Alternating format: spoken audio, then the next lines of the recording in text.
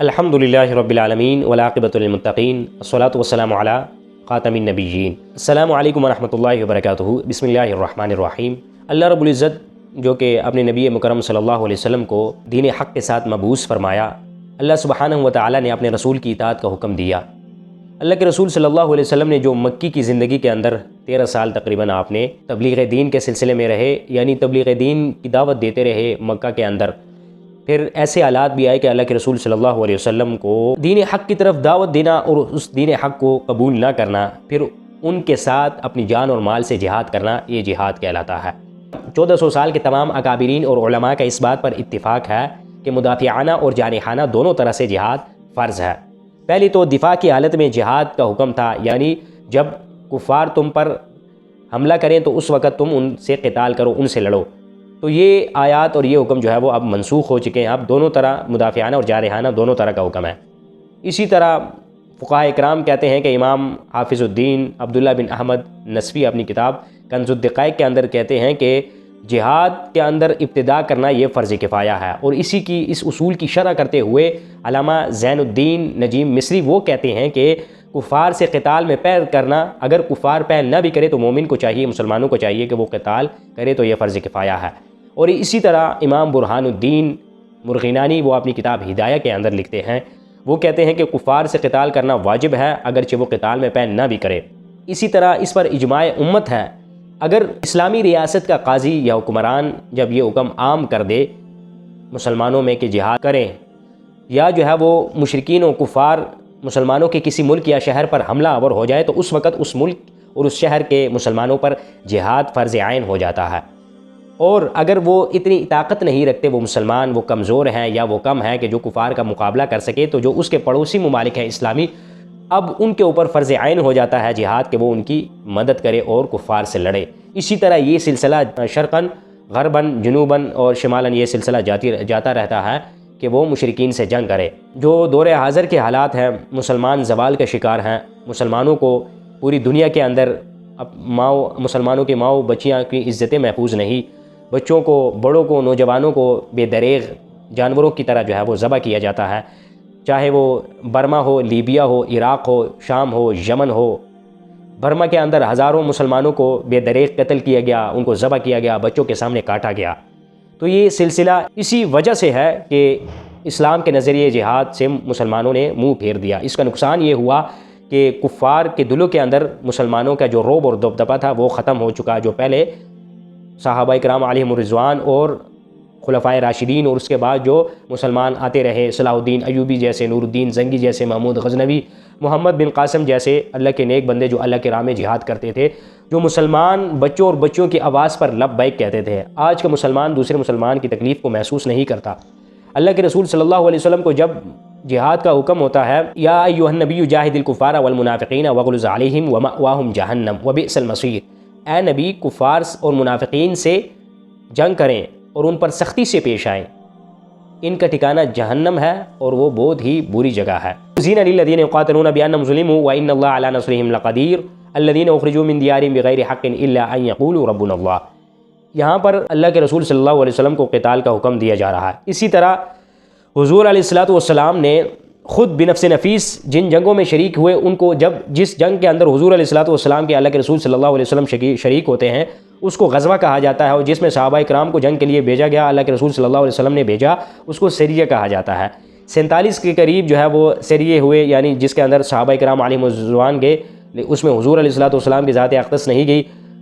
غزوات کے اندر علماء کا اختلاف ہے، فقہاء کرام کا، کئی کہتے ہیں کہ 47 غزوات ہیں، کئی کہتے ہیں 22 ہیں، کئی کہتے ہیں کہ 27، لیکن 17 سے کم غزوات کا کوئی بھی جو ہے وہ یہ نہیں کہتا کہ 17 سے کم غزوات ہوئے، جس کے اندر اللہ کے رسول صلی اللہ علیہ وسلم خود بنفس نفیس شریک ہوتے ہیں۔ تو اللہ کے رسول صلی اللہ علیہ وسلم خود قتال فرمایا، احد کے اندر، بدر کے اندر، غزوہ تبوک کے اندر، خندق کے اندر۔ اللہ کے رسول صلی اللہ علیہ وسلم نے اسلام امن کا درس اس وقت دیتا ہے کہ جب حضرت بلال حبشی رضی اللہ تعالی عنہ بیت اللہ کی چھت پر اذان دے، اس وقت اب اسلام امن کا درس، شانتی کی رٹ لگائی جائے، شانتی کی رٹ لگائی جائے۔ یہ مسلمان دوسرے مسلمان کی تکلیف کو محسوس کیوں نہیں کرتا؟ ہم کیوں نہیں محسوس کرتے اپنے مظلوم مسلمانوں کی؟ اب تک فلسطین کے اندر 20,000 سے زائد مسلمانوں کو شہید کر چکے ہیں۔ 8,000 ایسے ہیں کہ جن کا کوئی عطا پتہ نہیں، جو معلوم نہیں وہ ملبے تلے ان کی لاشیں، ان کی میتیں ملبے تلے ہیں، 8000 کے قریب۔ یہ 56 اور 57 اسلامی ممالک، تقریباً پوری دنیا کے اندر 1.5 ارب سے کچھ زائد مسلمان، ان کے حکمران، مسلم ممالک کے حکمران، کیا ان کے اندر غیرت ایمانی مر چکی ہے؟ کیا اپنے مسلمان بھائیوں کی تکلیف کو محسوس نہیں کرتے؟ کشمیر، فلسطین، یمن، شام، مسلمان جدھر اللہ کا کلمہ پڑھنے والا ہے تو اس پر ظلم و ستم کیا جا رہا ہے۔ اللہ کے رسول صلی اللہ علیہ وسلم اس کے متعلق کیا فرماتے ہیں؟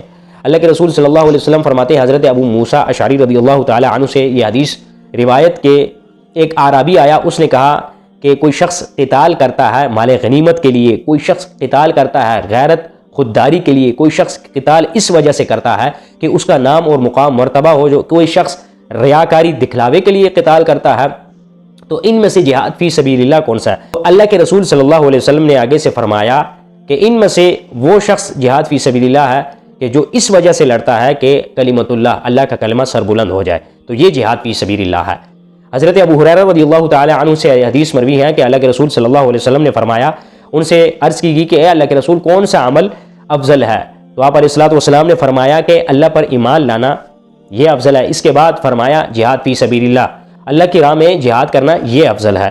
جہاد، جب اس مسلمانوں نے اسلام کے نظریے جہاد سے منہ موڑا تو اس کا نقصان یہی ہوا کہ کفار و مشرکین کے دلوں سے رعب اور دبدبہ ختم ہو چکا۔ صحابہ اکرام علیہم الرضوان نے جنگیں لڑی، ہزاروں کے حساب سے صحابہ اکرام شہید ہوئے۔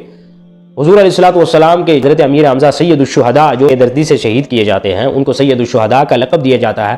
اسلام کے لیے صحابیات نے جنگیں لڑی، صحابہ اکرام نے جنگیں لڑی۔ آج کا مسلمان جہاد سے کیوں منہ موڑ رہا ہے؟ کیونکہ آج کے مسلمانوں کے دلوں کے اندر دنیا کی محبت اور موت کا خوف آ چکا ہے۔ ہم کیا کر سکتے ہیں اپنے مسلمانوں کے لیے، بالخصوص فلسطین کے مظلوم مسلمانوں کے لیے؟ ہم ان کی کس طرح مدد کر سکتے ہیں؟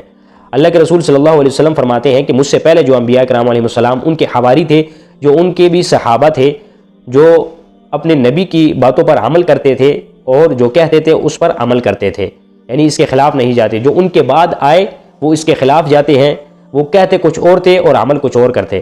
جو ان سے ہاتھ سے جہاد کرے وہ بھی مومن، جو دل سے جہاد کرے وہ بھی مومن۔ یعنی کہ اللہ کے رسول صلی اللہ علیہ وسلم نے فرمایا کہ جو جس طرح سے ان سے جہاد کرے گا وہ مومن ہے، اور آگے فرمایا کہ رائے کے دانے کے برابر بھی ایمان نہیں۔ اسی طرح صحیحین کی روایت حضرت عبداللہ بن عمر رضی اللہ تعالی عنہ سے حدیث روایت ہے کہ جس کا مفہوم کہ اللہ کے رسول صلی اللہ علیہ وسلم نے فرمایا کہ مجھے حکم ہوا کہ میں قتال کروں یہاں تک کہ وہ کہیں کہ اللہ کے سوا کوئی معبود نہیں اور محمد اللہ کے رسول ہیں، اور نماز قائم کرے، زکوٰۃ دے۔